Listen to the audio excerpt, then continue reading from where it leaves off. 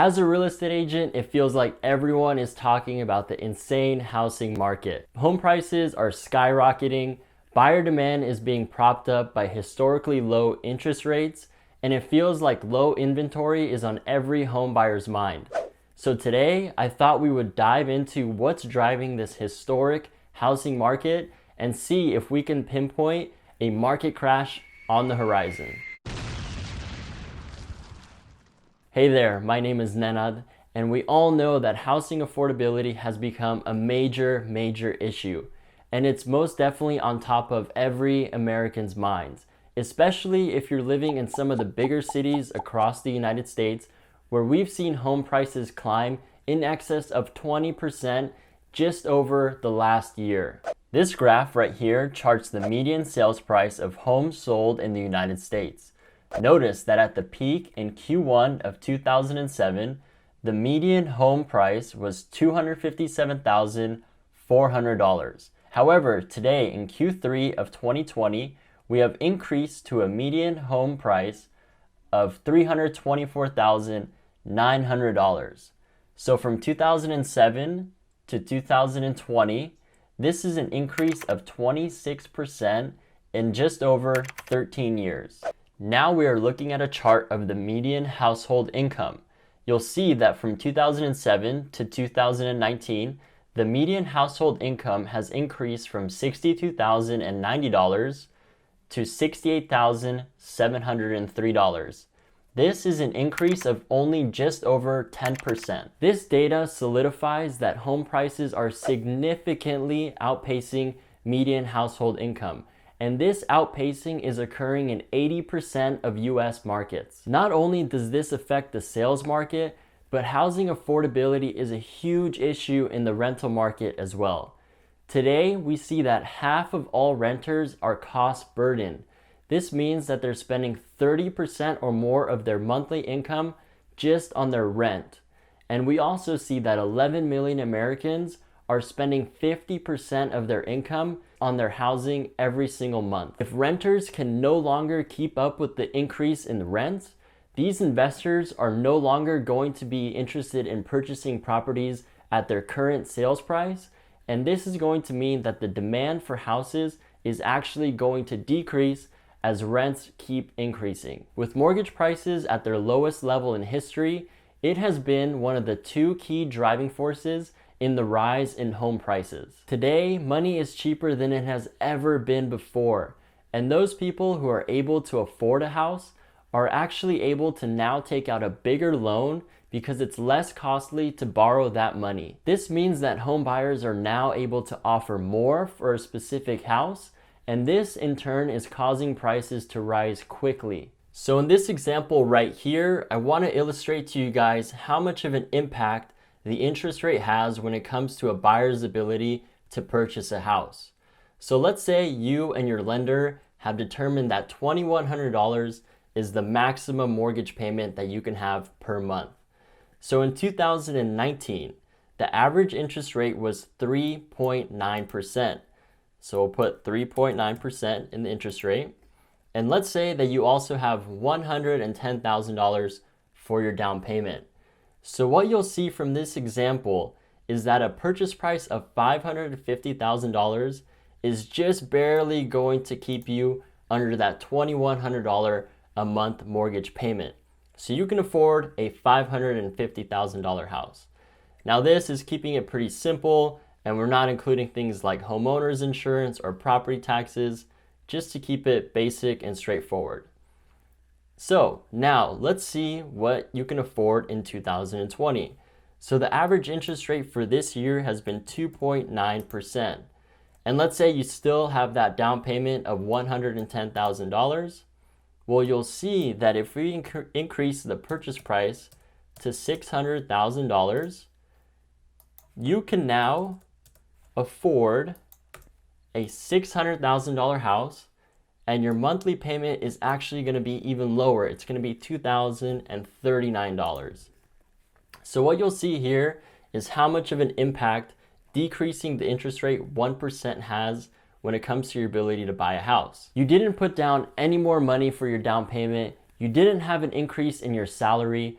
All that happened was that interest rates decreased by 1%, and you now as the buyer have more money to spend. The second key driving force in this insane housing market, and I think personally it's had a bigger effect on driving prices higher than the low interest rates, and that is the low amount of inventory that we're seeing across the country. During the pandemic, sellers have been afraid to let home buyers walk throughout their houses, and also there has been quite a bit of uncertainty in the overall economy, so sellers have decided to put off selling their homes as of right now. Total housing inventory, which is the amount of homes across the United States that are currently on the market, stands at 1.42 million houses. And this is roughly a 2.7% decrease from September of 2020, and it's a 19.8% decrease from this same time last year. So those of you that are looking at this graph and know exactly what it represents have probably studied economics in the past.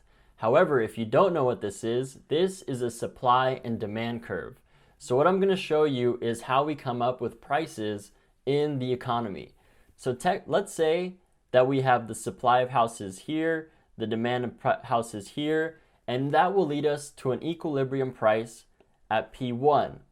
However, what we're experiencing in today's housing market is a 19.8% decrease in the amount of inventory on the market. So what that's going to do is that's going to shift this supply curve inward. Also, what we have is that mortgage applications are up 24% from this same time last year. So what that's going to do is that's going to shift this demand curve out this way because more people are looking to purchase a house. So what that'll lead to is a significantly higher equilibrium price at P2. So basically the low inventory and the decrease in the interest rates have created a perfect storm. And you can see from this representation of how drastically prices can increase under the same exact conditions that we're experiencing right now. Until homeowners start feeling more comfortable with allowing buyers to come in and view their houses, I don't foresee the inventory increasing. However, the pandemic eventually will come to an end, homeowners will start feeling more comfortable, and when this happens, the inventory definitely will increase, and I do think that home prices will slowly begin to drop. By the way, if you're getting any kind of value out of this video, I would really appreciate it if you hit that thumbs up button, and I really want to thank you for watching. I make videos like this every single week on both real estate and finance, so if you want to stay up to date, go ahead and hit that beautiful red subscribe button down below. Now, when it comes to a huge market crash happening, I don't want you guys to hold your breath. However, do I see some sort of a correction happening in the market? I most certainly do. Once we see more inventory hitting the market, we're definitely going to see home prices start to drop. And this is going to occur even though home mortgage rates are going to be at historically low levels for an extended period of time. Buyers will have more houses to choose from, and there's going to be less bidding wars in the market. And what's driving the prices up is we're seeing a ton of bidding wars on the limited amount of supply that's out there. Right now, we're seeing that 99.5% of sellers are getting exactly the price that they're asking for, which is absolutely insane. And the one thing that keeps decreasing as well is the amount of time that these houses are staying on the market. So one thing that can really affect the amount of inventory that's on the market and what we really need to watch out for over the next few months is the forbearance program that was introduced during the beginning of the pandemic. According to the Mortgage Bankers Association, roughly 5.6% of mortgages are still in forbearance, and this is about 2.8 million homeowners. The positive news is that the number of homeowners in forbearance keeps decreasing. However, this still is a significant amount of homeowners that have their mortgages in forbearance. Now, this forbearance program was passed in the CARES Act, and it allows for 180 days of forbearance along with one extension of 180 days.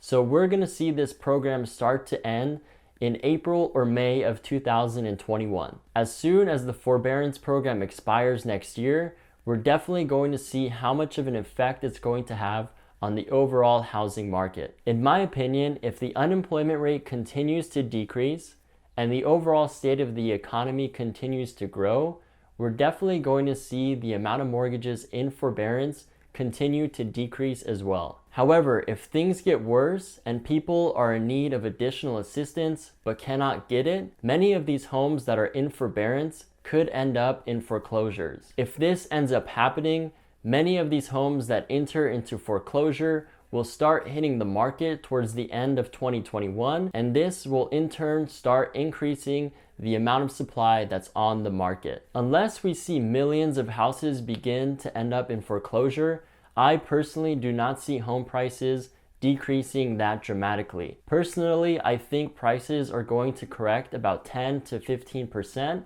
once more inventory starts to hit the market. However, if foreclosures do end up flooding the market at the end of 2021, we most certainly can see home prices dropping in excess of 15%. So after hearing all of those details, go ahead and comment down below as to where you think the state of the housing market is, and if we're going to see some type of a market crash here in the near future. Also, if you guys have any questions on all of this, feel free to comment down below as I make sure to answer every single one of you.